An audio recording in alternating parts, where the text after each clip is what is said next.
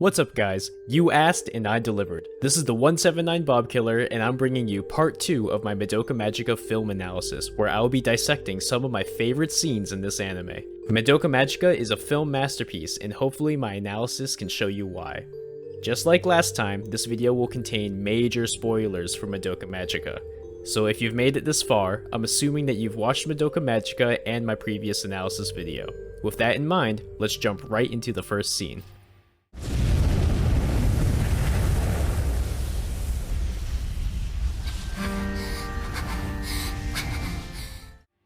This scene has loads and loads of symbolism and depth, so I'll do my best to explain everything while still providing the visual analysis that you are all here for. We start with a shot panning down into the Witch's Labyrinth. We immediately see a jumbled mess of stained glass and crosses, representing both the church that the Witch's Labyrinth is residing in, and the religious themes that are present throughout the rest of this scene. The colors of the labyrinth are all washed out with only whites and grays remaining. This bleak atmosphere primes us for the tragic fight that we are about to view. The shapes that we see here are jagged and sharp, making us feel unnerved as we descend deeper and deeper. The name of the witch, Elsa Maria, is presented above what appears to be a bright red monstrance. Red is a color often associated with strong and intense emotions, representing the feelings of Sayaka as she fights the witch.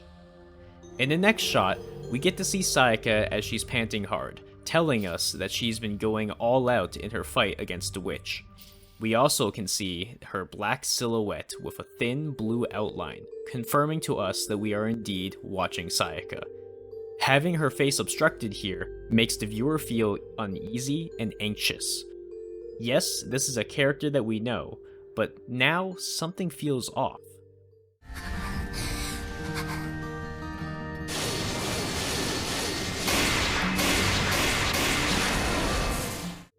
We get a close-up of her face, which darkens most of the screen. This hints at the fact that she is beginning her descent into complete despair. Even though she's exhausted, her eyes are still fixed on the witch. This tells us quite a lot actually. She doesn't bother to scan her surroundings or even think up of a new plan of attack. She is just tunnel visioning the witch and has been charging in, trying to win with brute force alone. This is representative of her mentality at this point in the series. She is so fixed on her idea of being righteous and morally correct that she refuses to acknowledge anything outside of the goal right in front of her.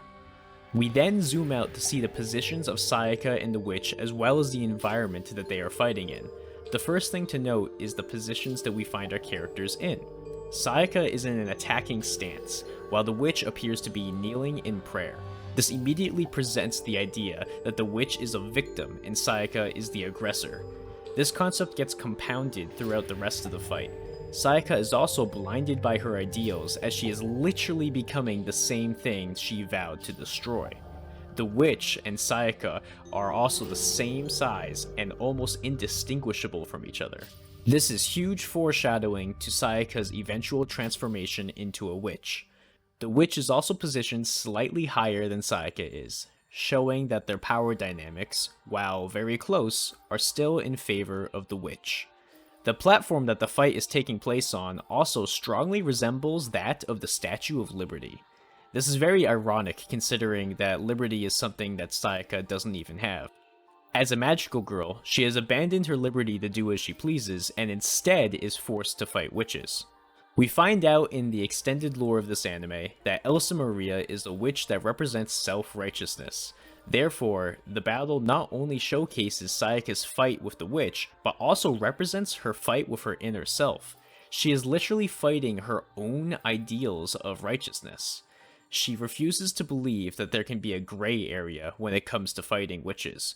She refuses to believe that becoming a magical girl was the incorrect decision, and she refuses to believe that it was her own selfishness and not righteousness that has led her to this very moment.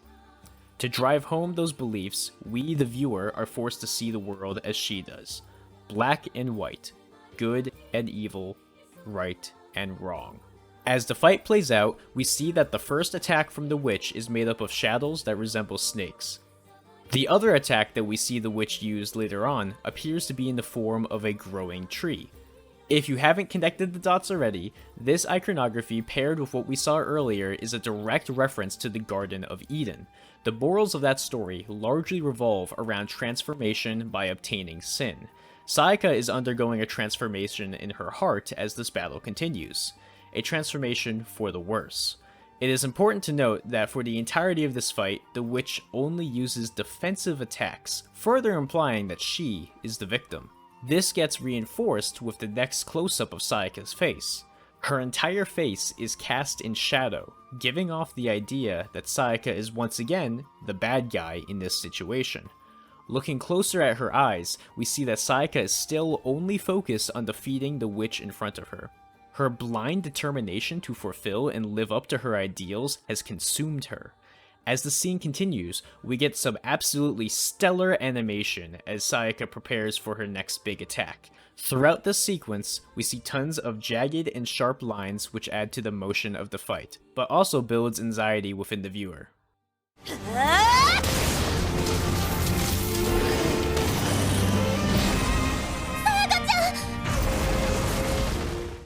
We hear Sayaka yell as she swoops down to deliver her attack. The yell is cut off with the appearance of the tree defense from the witch that I had mentioned earlier. The abrupt cutoff of her voice takes away any feelings that Sayaka will be successful with her attack. And as we see, the tree quickly blocks Sayaka's attack and expands rapidly, taking up most of the screen. This extension even carries over into the next shot, further emphasizing the power behind this defensive attack. This shot also shows what appears to be cracks in the background scenery. This can be interpreted as the breaking point for Sayaka. With this massive strike hitting her, she realizes that she can't beat the witch under normal circumstances. I also wanted to point out the background earlier, appearing to give the witch a halo as she's knelt in a position of prayer. This again is implying that the witch is innocent while Sayaka has become corrupted. We get a close-up of Madoka, who's outlined in pink just in case anyone didn't immediately recognize her silhouette. Her expression is one of anguish and worry as she helplessly watches everything from afar. Next, we get a very interesting shot that focuses on Sayaka's almost lifeless looking hand caught in the branches of the tree.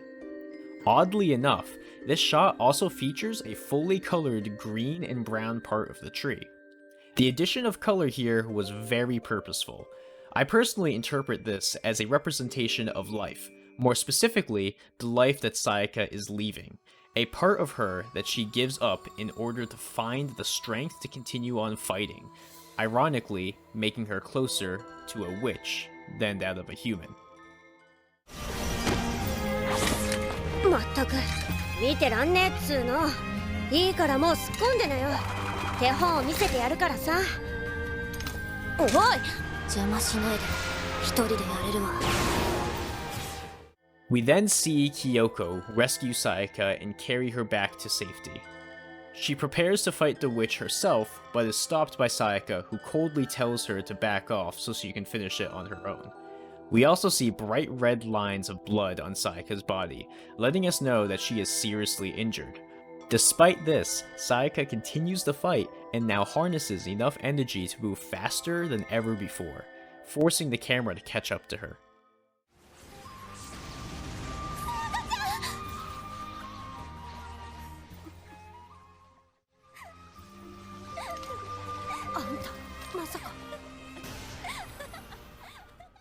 She ruthlessly decapitates the head of the witch in one shot that makes it look like she's executing a little girl.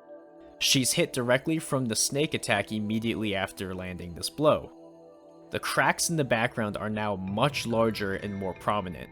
This represents Sayaka's mental state deteriorating.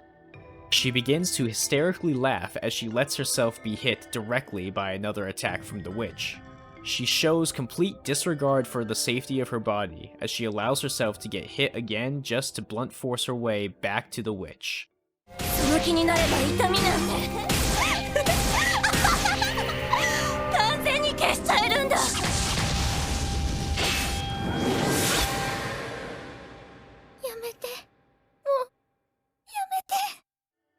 The next shot shows Sayaka mercilessly smashing at the witch's now dying body.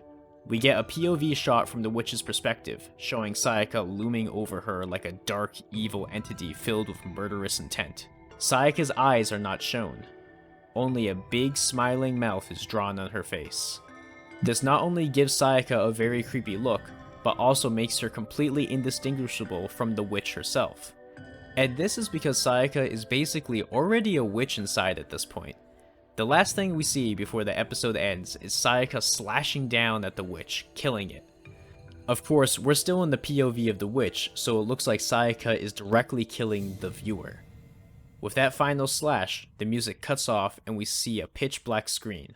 The only thing we can then make out is Madoka's horrified plea for Sayaka to stop.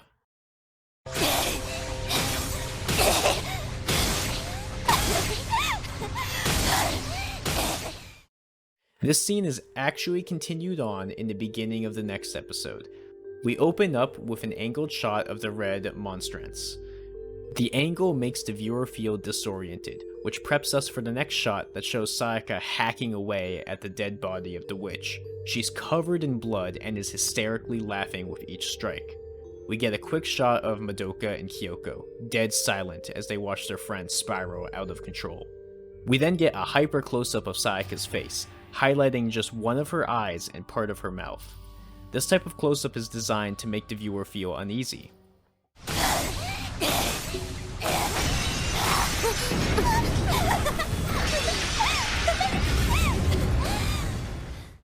The next few shots show the labyrinth cracking more and beginning to fall apart, just like Sayaka's mental state. The camera shakes violently, making the viewer feel anxious and on edge as the labyrinth crumbles and shatters.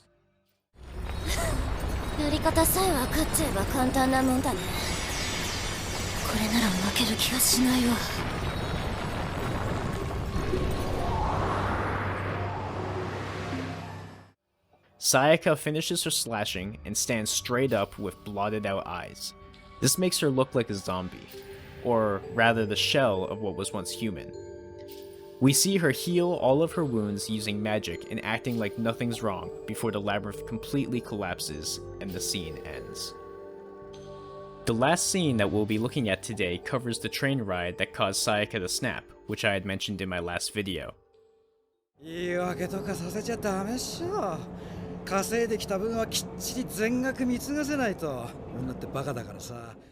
The first thing that we notice in the scene is that everything is black and white. Though contrasted with the previous scene, there is now a huge emphasis on heavy shadowing. This makes the scene feel darker and more gloomy. The black and white here is also used to represent Sayaka's view of the world, just like in the last scene. The proportions of black compared to white also represent how Sayaka is starting to believe that the world is far more evil than it is good. Sayaka still tries to view herself as good and is thus depicted as majority white, though her body is being clouded in darkness. Her position in the frame also tells us a lot about how she views her role in society. She's small and slouched back, insignificant. She feels like nothing is going right for her and that she isn't in control of her own life. She's also forced to listen to the conversation happening not too far away from her. No background music plays during this scene, only giving us the raw conversation to listen to. Not even the audience can choose to tune out what is being said.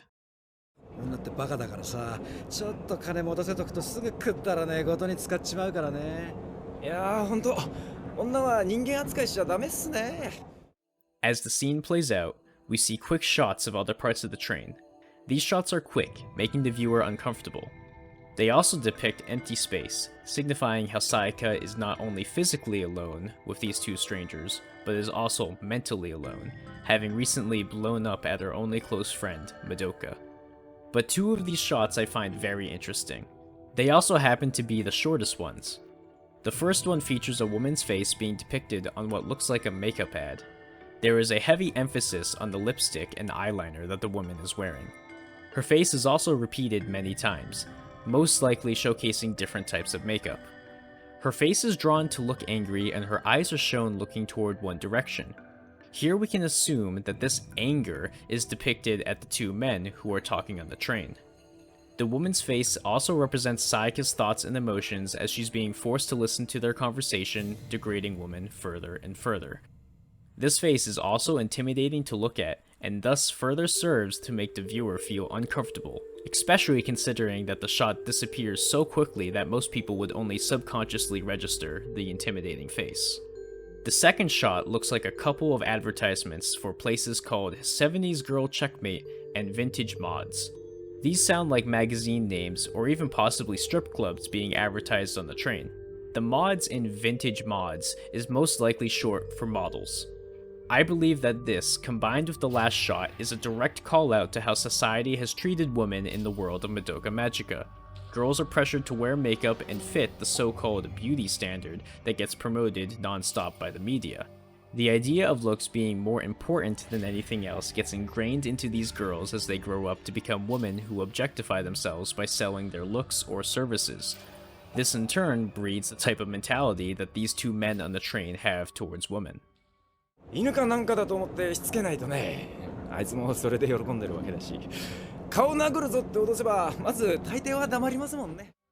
The next shot we get focuses on the side of Sayaka's head, showing her ear specifically. This is to signal to us that she can hear everything being said by these two men.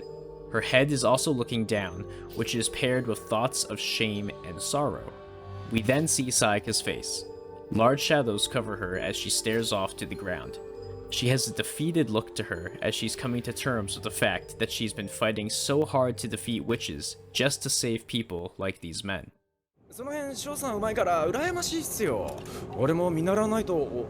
ねえ、その人のこと聞かせてよ。はい？今あんたたちが話してた女の人のこと、もっとよく聞かせてよ。We cut to a shot of the men who are overcast in shadows, representing how Sayaka views them as evil.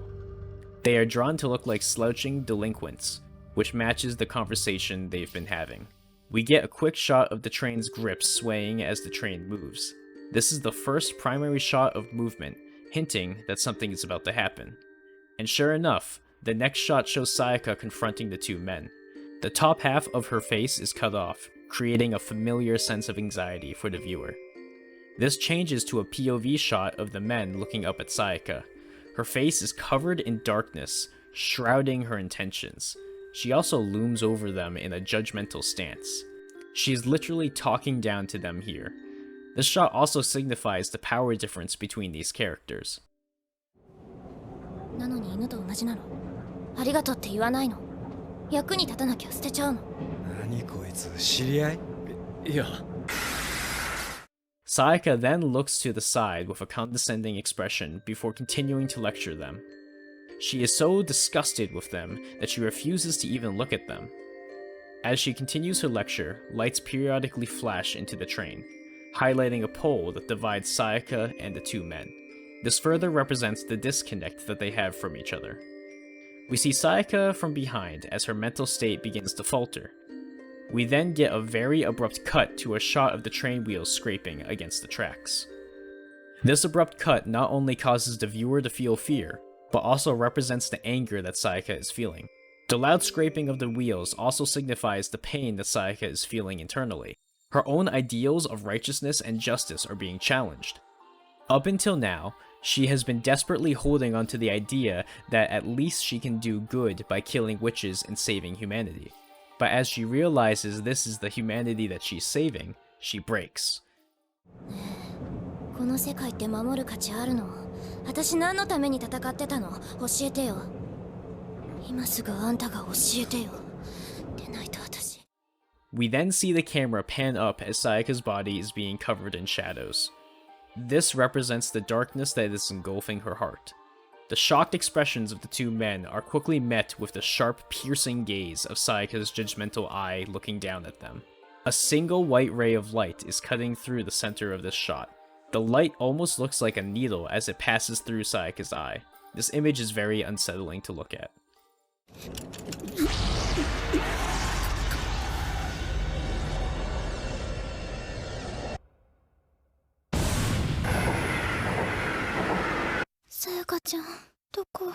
We get another quick cut of the grip swaying, signifying that another escalation is about to happen.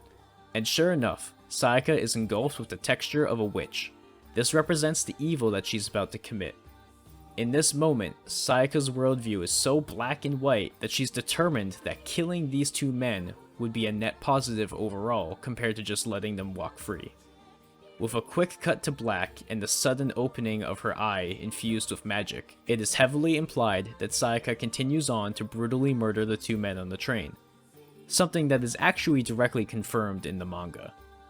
After her eye opens, we get an abrupt transition to the train screeching as it rushes around a turn, leaving us the viewer only to imagine what is going on inside. The last part of the scene is an all-black screen with Madoka asking the words, "Sayaka, where are you?" This is not just showing that Madoka, along with the other girls, are looking for her, but it also represents how Sayaka herself is lost. Where is the Sayaka that was once bubbly and cheerful? Where is the Sayaka that once stood for justice and righteousness? And where is the Sayaka that said she would never regret making her wish? That is all for today's video. As you can see, Madoka Magica's film design never ceases to amaze me, and I hope that I've been able to do it justice with this analysis. Thank you all so much for watching and giving me so much support on my previous video. I also wanted to quickly shout out my channel's Discord server. We host watch parties, games, and so much more. As always, if you liked the video, please give it a thumbs up and consider subscribing if you haven't already. I'll see you all in the next one.